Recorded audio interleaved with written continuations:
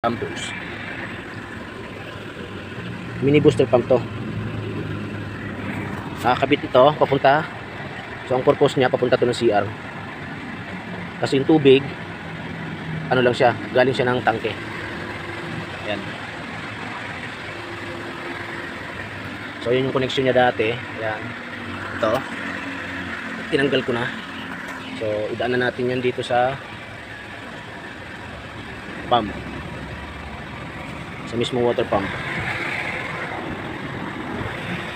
Dito na siya ngayon.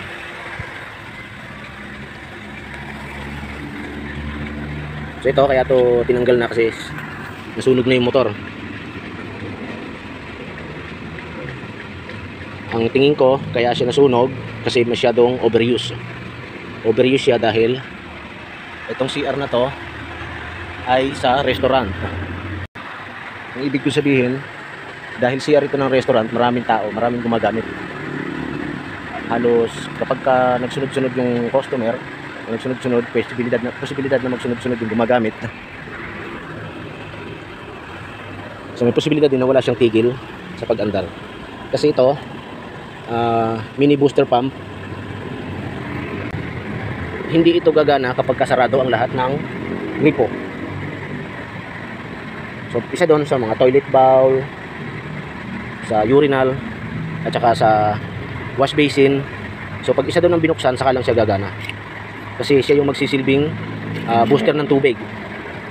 Booster ng tubig para lumakas yung agos doon. So dahil na-overuse siya, nasunog siya. So alam ko rito, uubra lang siya pagka sa mga bahay lang, residential. Halimbawa, papunta dun sa CR mo o kaya papunta dun mismo sa kitchen mo. Yung hindi talagang as in gamit na gamit o babad na babad, tatagal to. Pero pagka ganitong babad na babad siyang gamitin sa maghapon, so tingin ko rito, wala pa tong, meron na siguro isang buwan. So yan. Kaya kung gusto nyong bumili nito, so pag-isipan nyo muna kung saan ninyo ikakabit para hindi naman masayang, no? Ito yung nagsisilbing switch niyan. Pag naanong dumadaloy na tubig dyan, saka lang siya andar, saka lang siya magwo-work, no? So ayan yung switch niya. Ito yung off, ito yung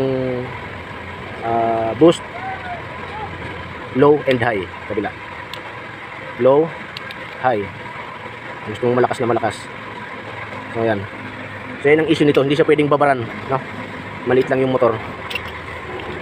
So pwede lang siya mga pambahay lang. Hindi siya pwede sa restaurant or sa mga malakihan. Bago ka bumili nito, pag-isipan muna kung saan mo ikakabit. Okay? Thank you. Bye-bye.